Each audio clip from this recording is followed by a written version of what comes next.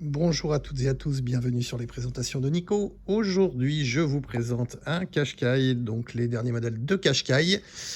TCE 140, boîte 6 vitesses, donc mild hybride avec une micro-hybridation.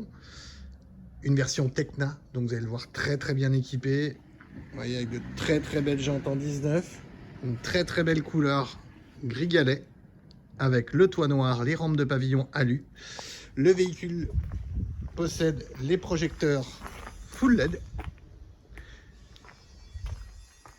Alors cette teinte en biton, je trouve, lui va vraiment très bien.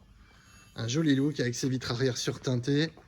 Les rétroviseurs sont également noirs. On peut voir ici une des 4 caméras qui font les caméras 360 degrés du véhicule. L'éclairage arrière est également à LED. Le coffre est électrique. Tac, avec ce doux bruit, ce doux bip bip, donc comme sur l'ancienne version, un système de double plancher qui va vous permettre éventuellement de compartimenter votre coffre ou d'avoir un petit peu plus de coffre, de cacher des objets pour passer la douane. Voilà, et dessous, le compresseur bombe anti-crevaison que vous retrouverez directement dessous. Toc. Les banquettes, bien entendu, sont en 1/3, 2/3. La fermeture du coffre se fait ici. Voilà, comme ceci. L'accès et démarrage se fait sans clé, via une clé main libre, enfin, en fin de compte, un petit badge Nissan. L'intérieur simili-cuir et tissu. Voilà, qui est vraiment très chouette, y compris dans les contreportes. Un immense toit panoramique, hein, qui reste une option sur le Tecna, mais en l'occurrence, ce véhicule-là. Voilà, on a des prises USB et micro USB derrière. On a les deux, c'est bien, on a le choix. Je trouve ça très bien. Tout le monde n'est encore pas passé en micro. Mais l'USB tout court ne suffit plus. Le siège passager est également réglable en hauteur. Vous allez voir, le siège conducteur, lui, est électrique. Voilà, la nouvelle planche de bord est vraiment très chouette. Voilà, on a des applications imitation bois qui sont très belles, hein, un petit peu de partout. En bois très foncé. Donc la boîte 6 vitesses sur ce véhicule-là. Le frein à main est bien entendu électrique. Bref, un très beau véhicule, hein. Une très belle configuration, en tout cas pour ce véhicule-ci.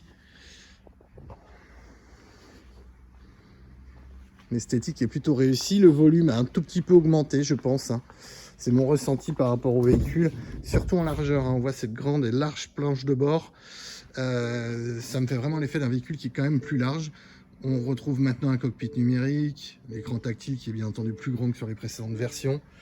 Tout a changé, hein, les commodos de vitres, etc. Il n'y a plus rien qui ressemble vraiment à ce qui se faisait avant sur l'ancien Qashqai. Au niveau quali, c'est vraiment au-dessus, hein. C'est vraiment au-dessus. Le siège conducteur, comme vous pouvez le voir, il est électrique avec le réglage lombaire électrique, donc des sièges avec beaucoup de maintien latéraux, ce qui est plutôt sympa. On va peut-être pas aller jusqu'à dire que c'est des sièges sport, mais on n'en est pas loin. Alors, rentrons dans le véhicule. Tac, le démarrage via le bouton Start que l'on retrouve ici. Donc, charge par induction ici. Donc, boîte 6 vitesses avec la marche arrière en direction de la première. Donc vous voyez les bips de stationnement plus la caméra 360, c'est vraiment hyper net, hein. Voilà. Là on retrouve aussi le petit diagramme du radar. Sélection du mode de conduite par ici, frein à main électrique, aide au démarrage en côte par là, climatisation automatique bien entendu bizone, le grand écran tactile, donc GPS, Android Auto, Apple CarPlay, Bluetooth, radio DAB, etc. On a toute la technologie qu'on a sur maintenant tous les écrans tactiles, avec une définition qui est plutôt sympa. L'écran est vraiment beau, la définition est vraiment belle, on s'en rend encore plus compte avec la caméra. Vous voyez, je vais me rapprocher, mais on voit très bien l'entourage du véhicule, et puis la netteté des véhicules de derrière est vraiment super, quoi, hein. Ça change beaucoup de la netteté qu'on a pu connaître il y a 3-4 ans sur des autres caméras de recul. Le rétroviseur intérieur est jour nuit automatique. On retrouve, comme bien souvent maintenant, le SOS qui permet d'appeler les secours.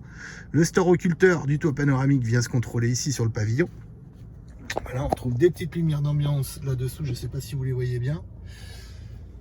Donc la planche de bord, vous voyez, le simili cuir surpiqué. Vraiment une très belle finition. On est vraiment monté en gamme, hein.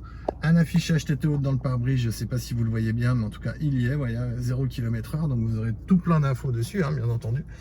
Donc là, en l'occurrence, les systèmes sont désactivés. Vous avez le freinage d'urgence, vous avez le maintien dans la voie, vous avez la détection d'angle mort, vous avez le régulateur de vitesse qui est adaptatif, l'assistant feu de route, donc les codes phares qui se gèrent automatiquement. On va avoir ici, donc l'affiche, là c'est l'affichage tête haute, le start and stop que l'on peut désactiver, le maintien dans la voie, ici le haillon électrique, là c'est la luminosité du tableau de bord tout simplement, hein. Les rétroviseurs sont bien entendu rabattables électriquement à jour à la fermeture, mais vous pouvez si vous le souhaitez les fermer vous-même, voilà tout simplement. Tac. Le volant multifonction avec les plats, c'est assez sympa, plutôt carré, c'est assez design. Les commandes de radio, du système audio ainsi que de l'ordinateur de bord devant nous ici que l'on peut faire défiler, donc avec la boussole, les différentes consommations, etc. Vous pouvez choisir ce que vous souhaitez afficher, bien entendu, la musique, mes aides à la conduite, donc votre vitesse sur la droite, donc en réel ou en aiguille, le compte-tours en aiguille, voilà, et puis là j'aurai l'indicateur de passage de rapport, la température extérieure, l'heure, l'autonomie en termes avec le plein, bref tout y est, il ne manque rien. Voilà, en termes d'équipement, cette version Tecna est vraiment très bien équipée. Je suis très surpris par la finition. Un pavillon anthracite qui est très classe, je trouve, sur le véhicule. Alors c'est sombre, bien sûr, mais vous voyez, tous les plastiques sont moussés de partout. C'est assez étonnant. Voilà, on a vraiment une qualité de fabrication qui est différente de ce qu'on pouvait connaître auparavant chez Nissan. Ils sont vraiment très fortement montés en gamme. Je me sens très bien dans le siège.